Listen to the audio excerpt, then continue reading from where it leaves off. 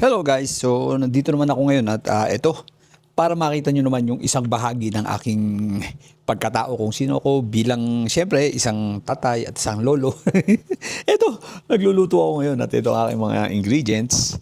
Okay, pakita ko sa inyo ha. Nagluluto ako ng ginataang sitaw. Okay, so ito ang aking mga ingredients. So ayan, meron akong sitaw. Yan, at ito. Meron akong shrimp, lalahukan ko ng shrimp, pero nagpapalambot na rin ako ng karne. Tingnan nyo ba? Yan.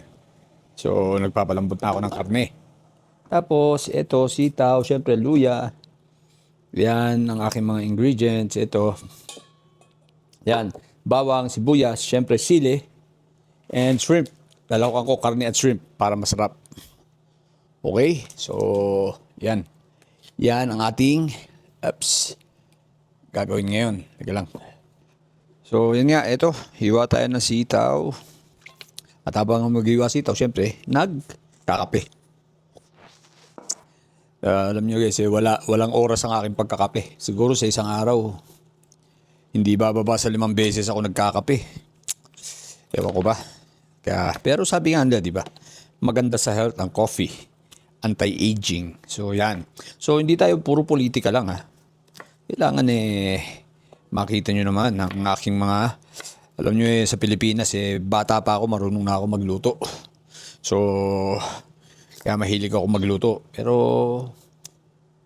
sabi ng mga anak ko, masarap daw. Siyempre, lang namang sabihin nilang masama, baba. O, di ba? Kailangan siyempre, pag sabihin nilang masama, hindi na ako magluluto. Di ba?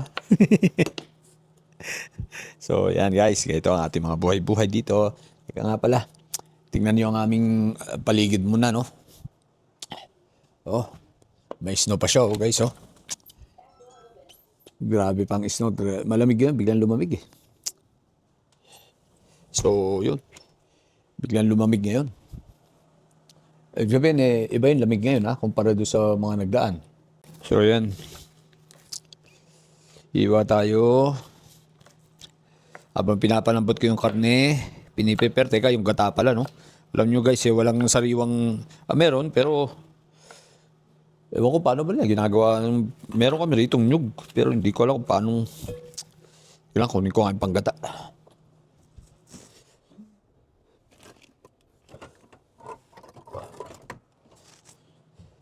So yun, may panggata tayo rito. Yan, so guys, mamaya ako magkukunti. Alam nyo, dami natin pag-uusapan. No? Marami namang mga pangyayari. Ang pinaka-exciting, natapos na ang ICI. Ang pinaka-nahihintay na lang natin naman ngayon ay ang impeachment ni Sayad na mag-uumpisa sa Lunes. Okay, so tingnan natin ha. Excited ako kung sino, malaman natin kung sino kaya yung 22 na congressman na member daw ng NUP. Ha? Member ng NUP. Huwag sa atin. Kung sino yun? Member ng NUP. Nakinabang sa 1.2 billion nitong si Yutman. So, tingnan natin kung sino. So, ito na. Iba muna tayo ng luya. Actually, minsan pag ganito, hindi ko siya chinachap-chap na lang yung luya. Kasi pag mga gata, hindi naman siya nakakain unless sa mga kilawin. Tatadtarin mo ng pino, di ba, luya. So ako, ganito na lang siya, malaki. Babalatan ko lang. Then ang gagawin ko, pipit-pitin ko. Para hindi siya nakakalat. Kasi minsan yung mga anak ko, tsaka yung aking mga manugang at yung apo, ayaw nung luya. Pero, yun, parang gaganunin ko na lang. So, ilalagay ko lang siya ng ganyan, buo. Okay? So, ito shrimp. Para mamaya, tuloy-tuloy na tayo.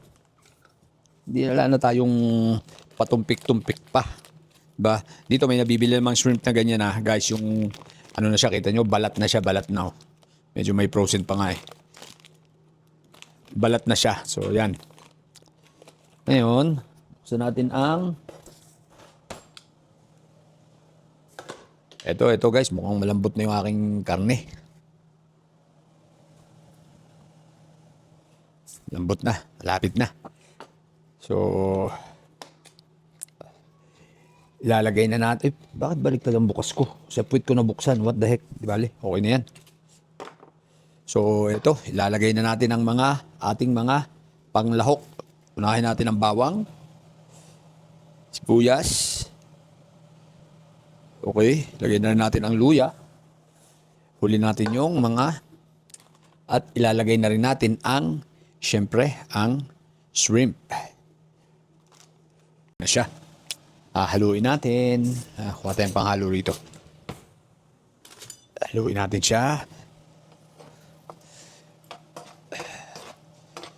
Oops. Hindi ko nalalagyan ng... lagyan natin kaunting tubig, guys. So, yan siya, guys. Haluin natin. Lagyan natin siya ng shrimp. Okay, so...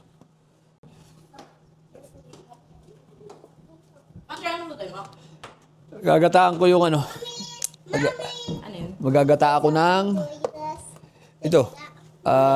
May karne, may hipon na lahok, tsaka ito, sitaw. Nakakain naman sila niyan, di ba? Sitaw. I think nakakain naman. Sarap yan. Parang Bicol Express ba? Hello, baby! So, yeah, syempre, nagbibideo ko. So, yun. Ano pa ba? Teka lang, ha? Nala, how are you? So, asin, patis. Ito guys, mahalagang patis. Kung hindi lang asin, paminta, patis. Dapat, lagyan natin asin. Yan natin ang pamintang durog. Ano yun? Pamintang durog. Ano paminta natin? Ito. Here, pamintang durog. And lagyan natin ng patis. Ito guys, ang pinaka-sikreto, patis. Okay. Bago, pwede na natin ilagay ang ating sitaw. Then ilalagay natin ang gata. Kunti tubig lang, medyo para pakakatihin natin yung gata. Malambot na yung karne. Tikman muna natin yung alat. Okay.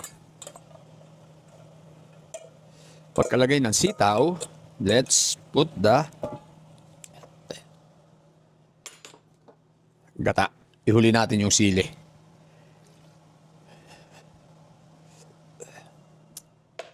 Okay. So, hintayin na lang tayo mamaya. So, para makita natin ang finished product niyan. Ayan. So, yan siya. Okay. So, yun. Hintayin na lang natin ang mangyayari. Okay? Maya-maya. Oh, I forgot. I add a little, just a half tablespoon of shrimp paste and vinegar. Little amount of vinegar. Siyempre, pampatwist ng lasa. Di ba? So, ito na siya. Malapit na. Look. Sino ba yun? What are you doing? My daughter is baking. What are you baking? Ano yan? Butter pecan. What? Butter pecan. Oh, Betty, what is what is this? Butter pecan. Hindi kita bibidyo ng mukha. Baka makita nila eh. I know, right? Yeah. So, my daughter is baking, I don't know what bread is this? Butter pecan? Yeah. Alright, butter pecan. Yeah. Come on. Well, let's wait for the result. I don't know how. I'm not yet expert on using this one. The heck?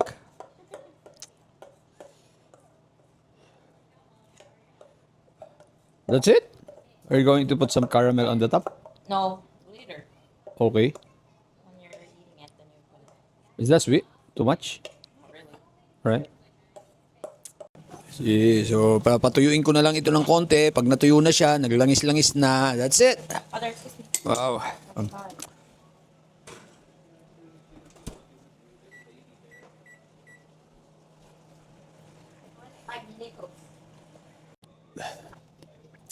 So, typical life every Saturday ito, ang typical na buhay ng isang Pinoy Canada tuwing Sabado. Ganito, mag-alaga ng apo, magluto din, punta sa gym habang tulog pa sila, maglaban ng sarili mong damit, ganoon. Typical, no? Then magtapon ng yung mga excess na basura kasi dito may limit lang yung hinahakot ng mga magbabasura yon. So yung mga excess mo pwede mo dalhin sa landfill. So yun, ginagawa ko naman yun. Wala lang, ito lang, para tuloy-tuloy tayo may pagkilos, di ba? So ito na, yan na ang finished product niya. Dahil sa gusto raw nila, may sabaw pa. O di, hindi ko na patutuyuin kasi gusto nila may sabaw eh. So yan.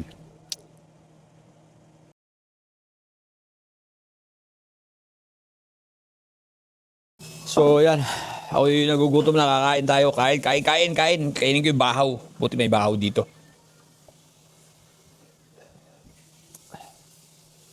So, kain tayo bahaw. Ayan na. Tikman natin. Buti may bahaw.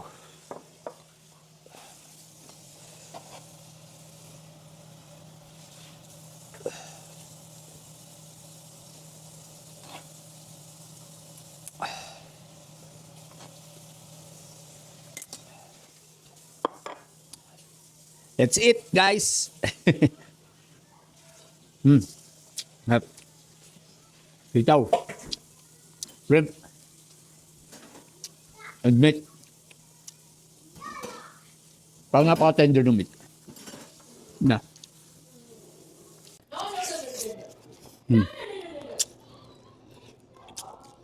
Hap.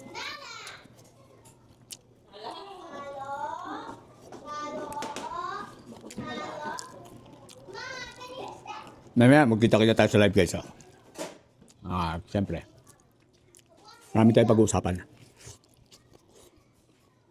Daming ganap dyan sa daming ganap sa Pilipinas, grabe.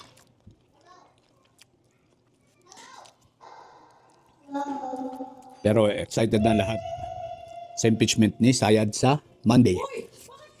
What? Why did you use permanent? Is that permanent? Hindi ko alam eh. Nabaya mo, buli mo na alcohol. Oh my god. At ang bang hindi permanent? Ito. Okay.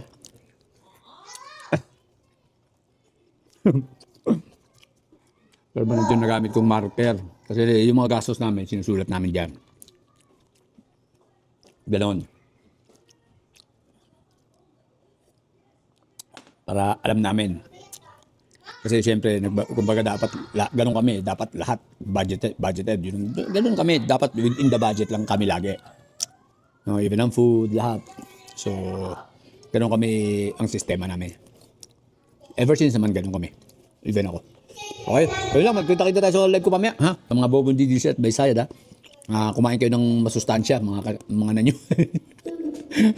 Para magkalaman yung utak nyo. Yeah, finished product. Oh wait, I gotta have to Ano yan? put like Syrup? ice cream. Nala! So, yan, nag-aga pa nga.